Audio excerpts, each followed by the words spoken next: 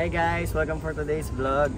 So for today's vlog, ano nga bang nangyari sa Honda City GN natin?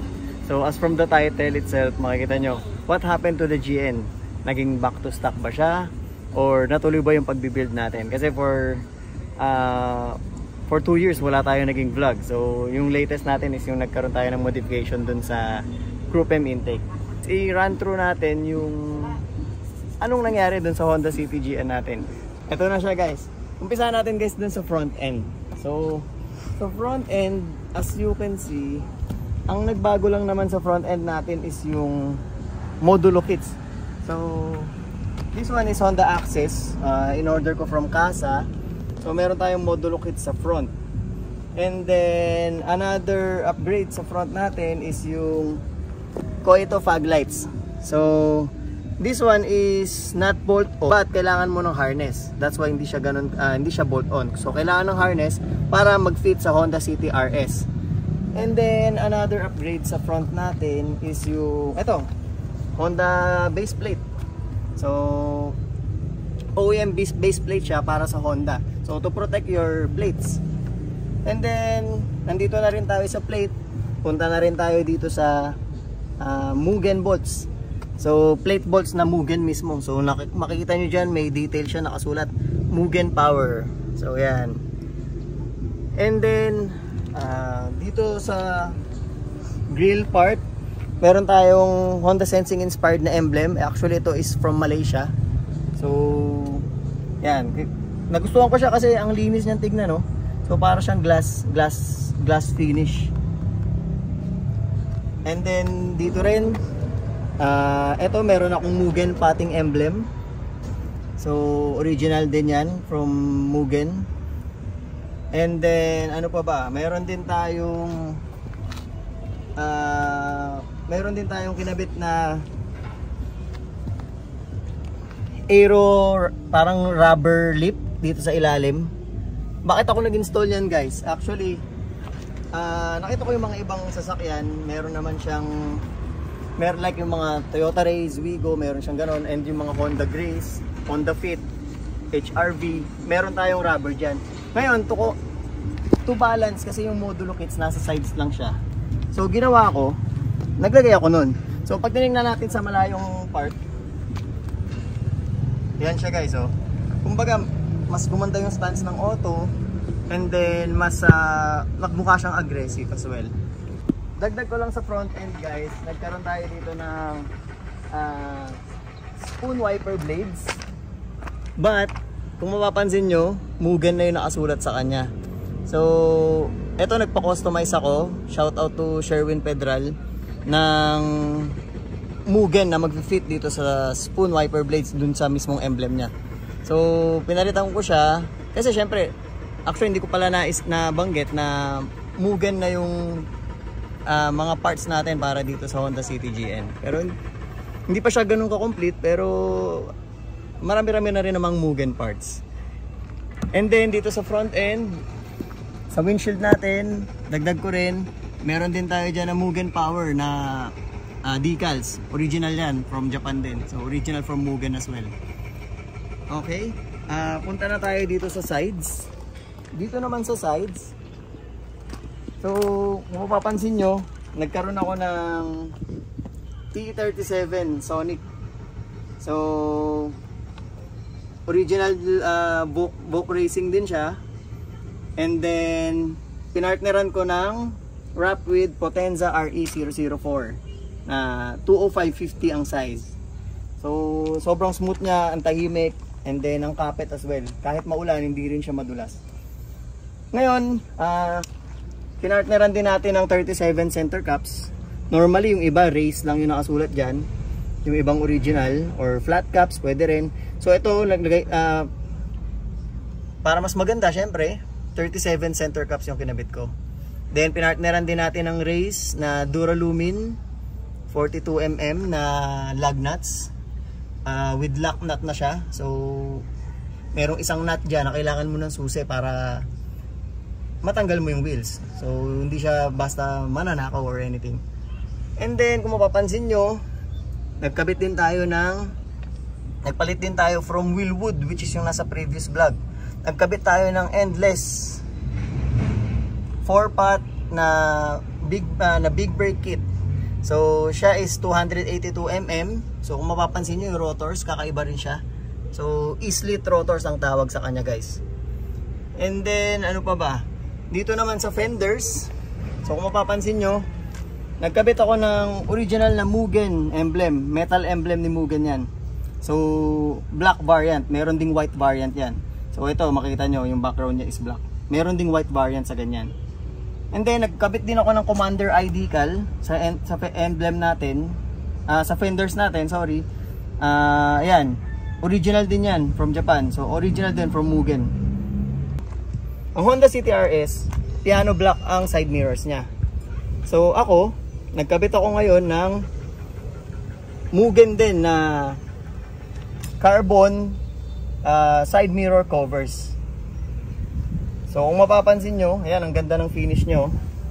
Super glossy and then litaw na litaw yung carbon. So sa side mirrors, dagdag na rin natin. Nagkabit din ako ng hydrophilic Mugen as well. So Mugen side mirrors. Blue lens na siya to help you pagkagabi na hindi ka masilaw sa mga ilaw ng mga nasa likod mo. So dagdag ko lang rin pala guys dito sa Mugen hydrophilic side mirrors natin. Meron siyang function na LED. So ang stock natin is walang ganon. So kagandahan sa Honda City RS, meron kasi tayong side blinkers dito, no? So meron siyang port na bolt on yung wire para dun sa LED blinkers niya. So pakita ko sa inyo guys ano itsura ng LED niya. So i-hazard lang natin para makita nyo. Ayan guys, so kung mapapansin nyo, ayan siya. Ang ganda nung accent niya na yan, no? So nakakatuwa kasi pag nag-signal light ka, kita rin nung nasa rear mo na ayan, like going left ka or going right, kitang-kita siya dun guys. So ang maganda pa dun is bolt on para dun sa Honda City GN natin. Meron siyang naka-ready na port.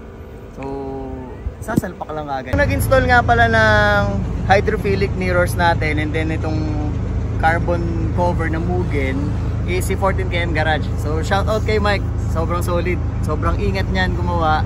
And then kung meron kayong mga modifications like unusual na like ito, first in PH siya. So punta kayo kay 14KM Garage. So wala pa kasing nakaganito guys. Okay, so tapos na tayo sa side mirrors. So yung isang kapansin-pansin, which is alam ko ito meron na tayo dun sa mga previous vlog natin, which is yung modulo side skirt.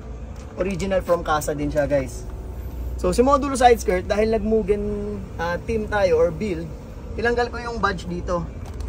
So originally may badge yan dito eh. So tinanggal ko siya para syempre dahil magkakabit ako ng other badges, and syempre para hindi rin sila mag-contradict ni Mugen build. So dito sa door handles,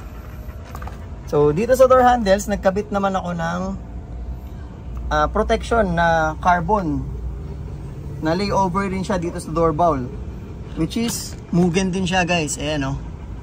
So ayan yung details na nakakatuwa sa Mugen. So meron din siyang Mugen dito na logo. So original din yan from Japan. So dito naman sa rear, ganun din.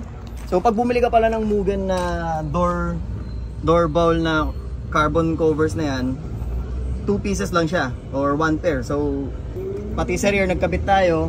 So meron din ako dito na original Mugen decal. So dito ko siya kinabit. So dati ang nakakabit dyan, meron akong race na Vogue Racing na sticker dyan. Ngayon pinalitan ko ng Mugen para syempre added accent din dahil nga Mugen, may team na Mugen yung gusto natin. Pero wala namang Mugen na catalog para sa GN eh. So tayo is, kumbaga dahil yung platform natin is wala namang JDM, so more on retrofitting yung ginawa natin. So ayan siya guys, oh. Nakakatuwa yung mga original decals kasi kahit punasan mo siya, hindi siya basta matatanggal or matutuklap dahil ang ganda ng finish niya, maninipis. So balik nga pala tayo guys dun sa brake kit. So from the brake kit, nabanggit ko kanina nag-endless tayo, no? So before mag-endless, actually nag-spoon monoblock nga pala tayo guys. So spoon monoblock after the Wilwood, kasi yung napanood yung previous vlog or sa last vlog ko 2 years ago is naka Wilwood tayo that time, na color blue.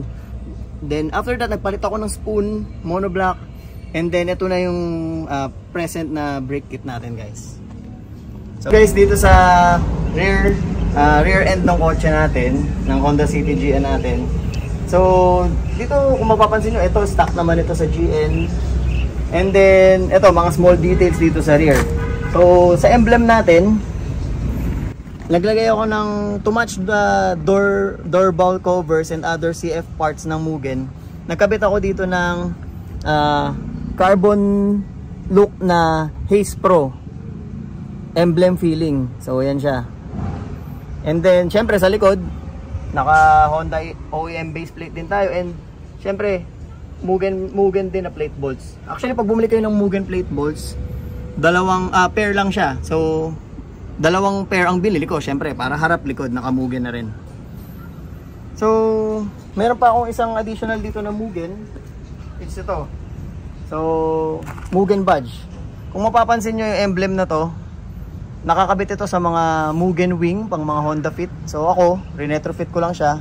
Good thing is slanting siya, yung RS natin na badge, slanting din. So nagmatch naman siya. So inalign ko lang ng mabuti, double checking for the installation and alignment. So may isa lang rin akong dadagdag dito sa bumper natin, guys. Nung binili ko sa sa Honda yung auto natin, nagpakabit ako ng rear sensors.